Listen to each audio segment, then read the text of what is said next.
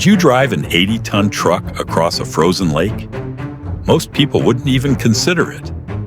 In fact, many of us hesitate to walk across frozen ice, even when it looks solid. Yet every winter in northern Canada, hundreds of truck drivers do something that seems almost impossible. They don't cross a frozen lake for a few hundred meters. They drive across it for more than 600 kilometers. Picture a frozen lake stretching as far as the eye can see. Beneath that sheet of ice lies nearly 100 meters of freezing water. Now imagine driving an 80-ton semi-truck loaded with fuel, heavy machinery, and supplies across it. There's no concrete bridge beneath the wheels, no steel structure holding the weight, just ice. So why doesn't it collapse? The answer is far more fascinating than most people realize. Yes, thick ice is part of the reason, but it isn't the whole story. What really keeps these trucks moving safely is a law of physics that most people have never heard of. Before we explain that, we need to answer a different question. Why build roads on frozen lakes in the first place? The answer lies deep in northern Canada.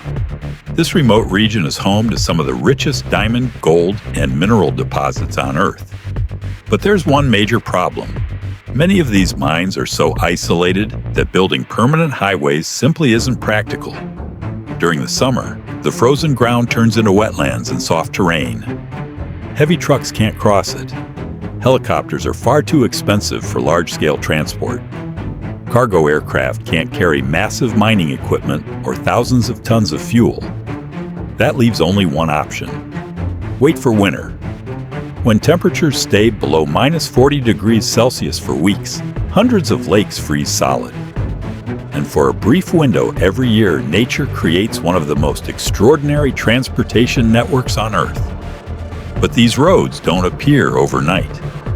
Long before the first truck arrives, engineers begin inspecting the ice. They drill test holes across the lakes. They measure the thickness. They study underwater currents.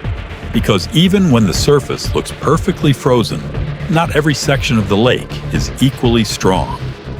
Once the safest route has been mapped, crews clear away the snow. A thick blanket of snow actually slows the growth of the ice below. In some places, workers even spray water across the surface. Overnight, it freezes into another layer. Then they do it again, night after night, layer by layer, centimeter by centimeter. Together, engineering and nature create a highway strong enough to carry vehicles that weigh as much as a passenger jet. And that's where the real mystery begins. You might think the greatest danger is the truck's weight. It isn't. The greatest danger is speed. Why? Because on an ice road, driving too fast can actually be more dangerous than carrying too much weight. It sounds impossible, but it's true. As an 80-ton truck moves across the ice, something invisible happens beneath the surface. The ice doesn't just support the truck, it bends. And as it bends, it creates invisible waves that travel through the frozen lake. Scientists call these flexural waves. Most drivers never see them, but they're always there. If the truck reaches the wrong speed, those waves begin to grow. Instead of spreading the weight safely, they concentrate enormous stress beneath the vehicle. In extreme cases, the pressure can become strong enough to crack the ice. That's why some ice roads have speed limits of just 15 to 25 kilometers per hour. Think about that. On almost every highway in the world, slowing down too much can be frustrating.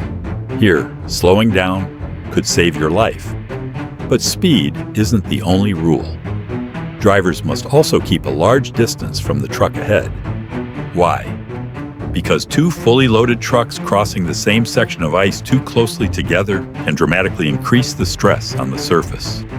For that reason, drivers often travel alone for kilometers at a time. No traffic, no guardrails, no emergency lanes, just endless white wilderness. And then there's another danger, one you can't prepare for, one that can appear in minutes. Truck drivers call it whiteout. A whiteout isn't just heavy snowfall, it's a complete loss of visual reference. The sky, the ice, the horizon, everything blends into the same endless shade of white. Suddenly, you can't tell where the road ends and the sky begins. Some drivers say it feels like floating through empty space. Others describe it as driving inside a cloud. In those moments, experience becomes more important than confidence. The instinct to speed up and escape can be deadly. Professional drivers do the opposite. They slow down, stay on the marked route, and trust the training they've spent years developing. Because out here, panic is far more dangerous than the storm itself. But surprisingly, neither the ice nor the weather is the biggest challenge these drivers face. The real enemy is time. Time.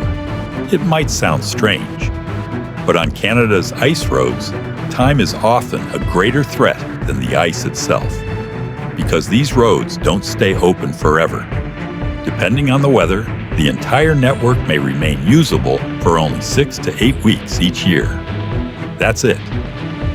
Once temperatures begin to rise, the countdown starts. Every delivery suddenly becomes a race against the season.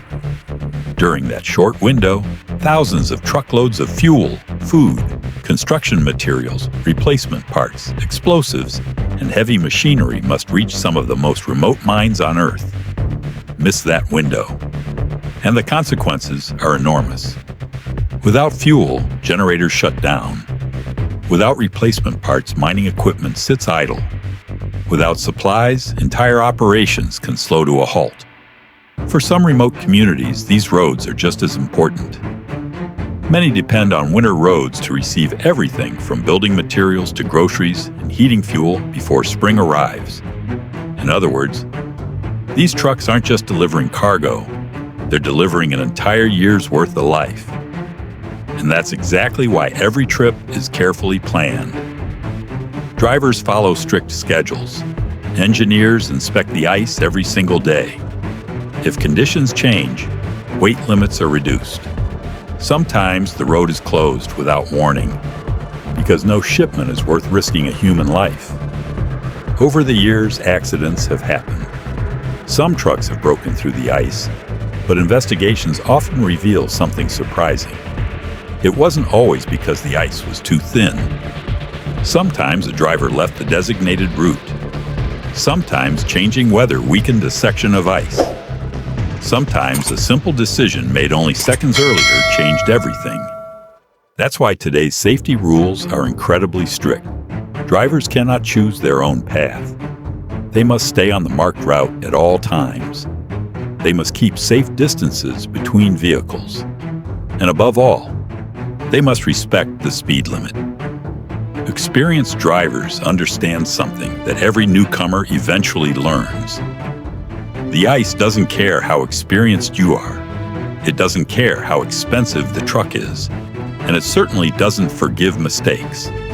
That's why many veteran drivers live by one simple rule: respect the ice, or don't drive on it at all. Now let me ask you one last question. What do you think is the most dangerous road in the world? A narrow mountain pass?